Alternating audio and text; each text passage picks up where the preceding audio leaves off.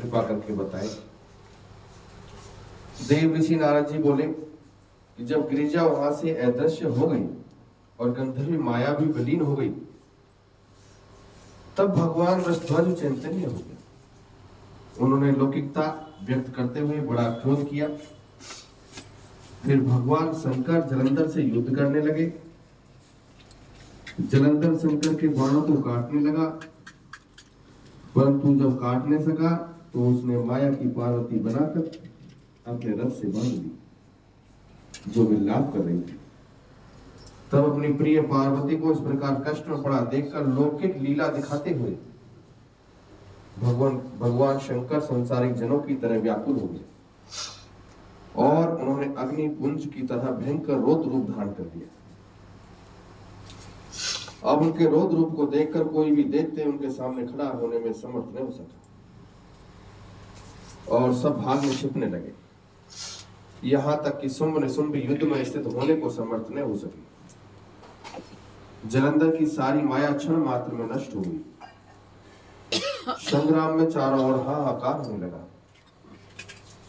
शिवजी ने उन भागते हुए शुंभ और निशुंभ को श्राप देकर बड़ा धिक्कारा और उनसे कहा कि तुम दोनों बड़े दुष्ट हो, तुमने मेरा बड़ा अपराध किया है।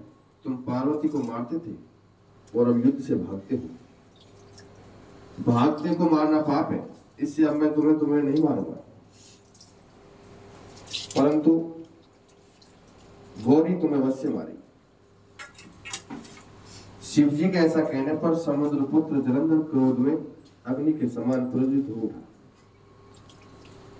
उसने शिवजी पर घोर बाण वर्षाकर पृथ्वी पर अंधकार कर दिया। तब उस दैत्य की ऐसी चेष्टा देखकर भगवान शंकर बड़े ही क्रोधित हुए।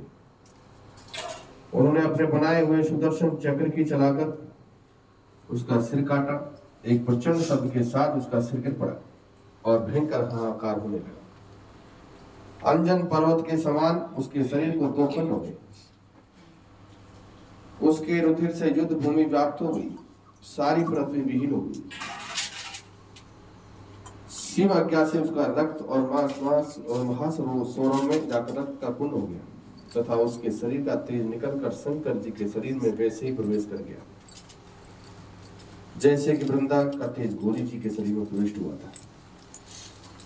जलंधर को मरा हुआ देखकर देवता और गंधर्व सब प्रसन्न हो गए।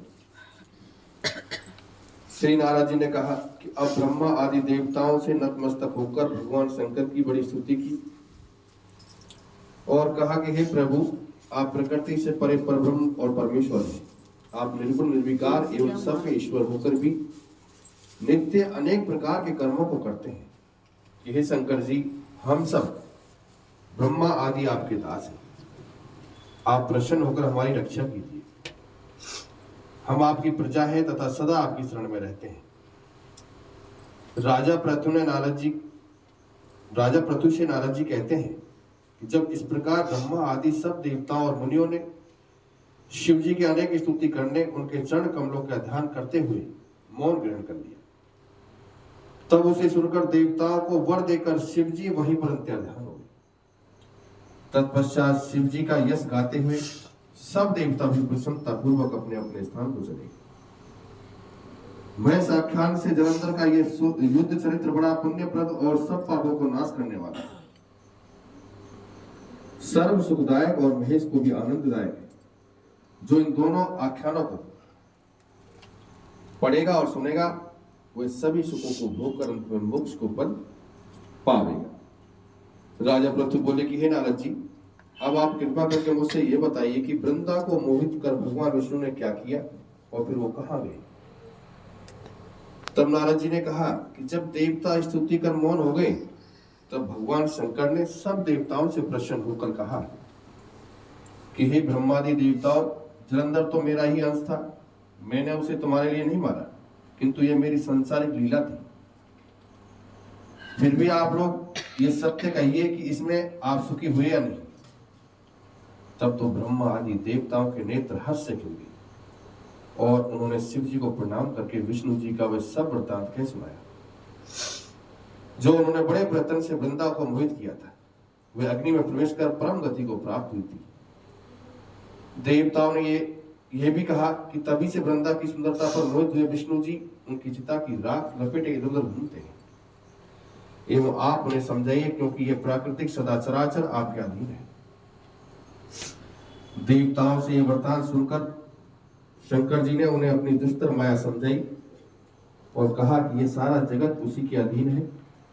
उसी से मोहित विष्णु भी काम के वश हो गए हैं, परंतु महादेवी उमा त्रिदेवों की जननी सबसे परे है। वह मूल प्रकृति परम मनोहर और वही गिरिजा भी कहलाती है। एवं विष्णु का मोह दूर करने के लिए आप सब उनकी शरण में जाइए।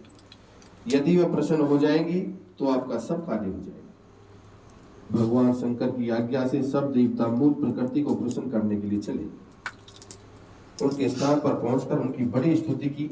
तब आकाशवाणी हुई कि हे देवताओं, मैं 3 प्रकार से तीनों गुणों से पृथक होकर स्थित होती हूँ। सत्गुण से गौरी और रजोगुण से ज्योति रूप हूँ। एवं आप लोग मेरी आज्ञा से यदि सादर उन देवियों के पास जाओ तो वे तुम्हारे सब मनोरथों को पूर्ण कर देंगे। ये वाणी सुनकर देवताओं के नेत्र खुल गए। वह भगवती का आदर करते हुए गौरी, लक्ष्मी और सरस्वती को प्रणाम करने लगे। सब देवताओं की भक्ति पूर्वक प्रार्थना से वे सब देवियां प्रकट हो गई। सब देवताओं ने प्रसन्न होकर भक्ति पूर्वक अपना निवेदन किया। देवियों ने कुछ बीज देकर कहा, इन्हें ले जाकर विष्णु को दे दो, तुम्हारे सब कार्य सिद्ध हो जाए। ब्रह्मा आदि देवता उन बीजों को लेकर भगवान विष्णु के पास गए। उन बीजों को वृंदा की चिता भूमि में डाल दिया, जिससे धात्री, मालती और तुलसी प्रकट हुई। भगवान विष्णु ने जो ही उन स्त्री रूप वाली वनस्पतियों को देखा तो वह उठ बैठे। कामासक्त से मोहित हो उनसे याचना करने लगे कि धात्री और तुलसी ने उनसे प्रीति की। विष्णु जी ने सारा दुख भूलकर देवताओं से नतमस्तक होकर अपने लोक में चले गए और वह पूर्ववत सुखी होकर भगवान शंकर का स्मरण करने लगे। यह ख्याल शिव जी के भक्ति को देने वाला है। बोलो विष्णु भगवान की जय।